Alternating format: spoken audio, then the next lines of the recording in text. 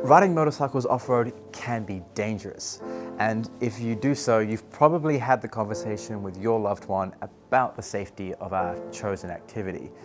So in today's video, I thought I'd break down my 6 best tips to keep yourself safe out on the trail. Make sure you stick around to the end because number 1 could save your life. Let's go. If you love riding adventure bikes and you want to become a more technical, safer rider, be sure to hit that subscribe button below. Alrighty, so tip number 6 to keep yourself safe out riding adventure motorcycles is ride with a buddy. Now, I love riding solo. There's something really therapeutic about being alone on a motorcycle. But riding off-road presents some challenges, and having a friend there to watch your back can be really, really helpful. It can be as simple as helping you lift up these big, heavy motorcycles. And it could also come in handy if things turn to the worst and you need somebody to help ring emergency services or help attend aid if it gets that bad. Okay, tip number 5, and this one's pretty obvious. Protective gear. Let me show you what I run while I'm riding on the bike.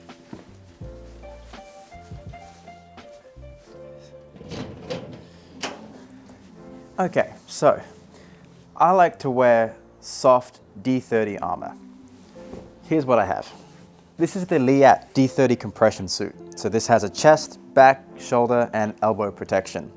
I wasn't wearing this when I had my crash. I really wish I was. I've got the D30 knee guards from Liat as well. And finally, the Liat bike shorts. So these have kind of a coccyx and a hip protector on them as well. So you can see that I like to run soft D30 protection. The reason I do that is because I also value my flexibility and my movement. The D30 is soft and malleable, and as it warms up with your body heat, it becomes softer and you have all your movement and flexibility from your body. I think that's really important to have proper technique when riding your bike. It's why I no longer wear knee braces and why I've never chosen to wear a neck brace. Although those things have their benefits, for me personally, I want to have full movement of my body so I can ensure I have maximum flexibility and have proper riding technique. Now, I'm not saying that this is the best option for everybody. That's just my decision. You need to make your own. Tip number 4, this one's often overlooked. Keep fit. Riding motorcycles off-road is one of the most physically demanding sports that you can do. I'm pretty sure I read somewhere that motocross riders, for example, are some of the most fittest athletes on the planet. So making sure that you keep yourself fit and healthy, flexible, is going to be really essential to make sure you get the most out of enjoying your motorcycle and keeping safe on it. Ensuring that you are nice and fit is going to make sure that you can handle that motorcycle with confidence, and it's also going to help your body take impact if it comes to that situation. And if things really do go bad, being in a fit physical condition is far better for recovery. For me personally, I make sure I keep up with running, swimming, boxing, weights, and yoga for my flexibility. Tip number 3, this one's important, technique. Riding with good technique is essential for preventing the accident in the first place. A lot of the time we focus on how to absorb the accident with lots and lots of protective gear.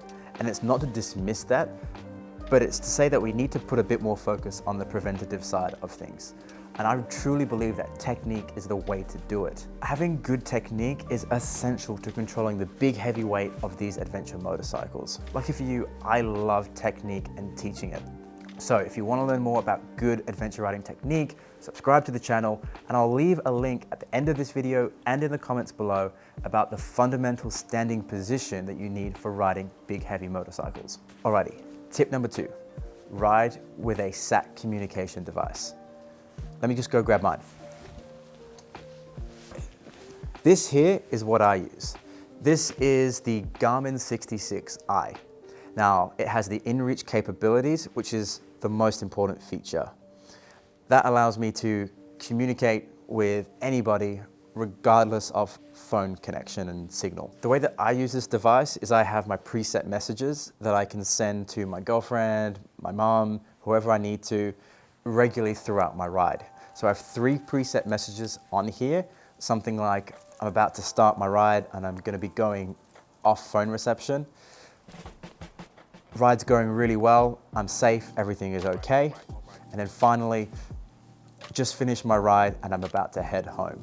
Those 3 messages are saved on this device and I can send them at any point with a couple of clicks and it's sent. And I know that I'm letting those people at home know that I'm safe and I'm okay. Another great feature of this device and the subscription that I'm on is that it updates my location every 15 minutes. That means that anybody with the link that I send to them can track my location every 15 minutes. So if I want a big ride or I'm out for a long day, my girlfriend can log on at home and see exactly where I am. Just remember to turn it off once you finish your ride. Of course, the inReach comes with its SOS functionality, giving you 24/7 emergency response. So this, of course, is only used in extreme circumstances, but it's nice to know that that SOS feature is there and there's the insurance behind it to cover any of the fees that come with that rescue. Finally, the reason I went for the 66i as opposed to a cheaper inReach model is that it comes with the Garmin topographic maps. So these are really detailed off-road maps, and I don't actually use these whilst I'm riding, but I like to have them there just as a backup in case my primary form of navigation dies. So having that backup is another safety protocol for me as well. So get yourself a communication device, make sure at least one person in the group is riding with one, because this can really come in handy. Alrighty, and finally, my #1 tip for keeping safe. And like I said, I promise you that this one could keep you alive. And that is drop the ego.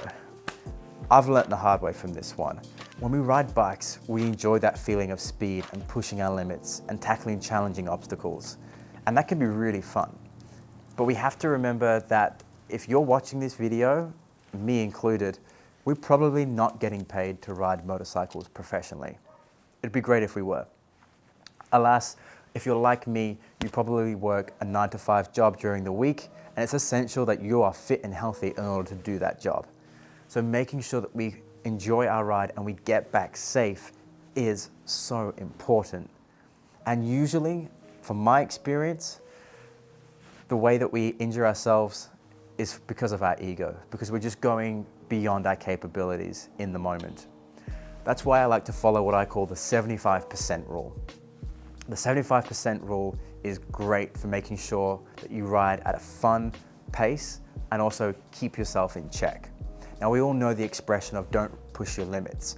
The problem is that many of us have a limit that's pretty damn high. We can ride really fast before we're really starting to push that limit. And when we're pushing that limit, the consequences can be really bad. So instead of getting so close to the edge, I like to use the 75% rule, meaning I ride at no more than 75% of my capability.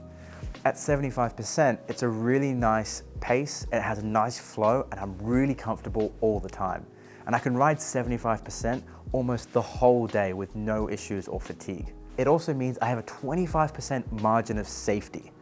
Okay, so I can really feel confident in that 75% realm that I'm always in control of the motorcycle, and if anything unexpected comes along on the trail, such as logs, rocks, bumps, animals, other bikes, I know that I'm in a position where I can control that situation and mitigate the risk as much as possible.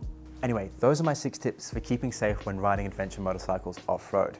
And if you have any more, make sure you leave them in the comments below. Before we end this video, I want you to do me a favor.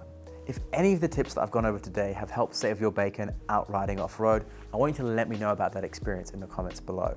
And I want you to be honest. If failing to follow any of these tips has resulted in an accident, let me know that experience and share it with the community, because I think we can all learn from each other's mistakes.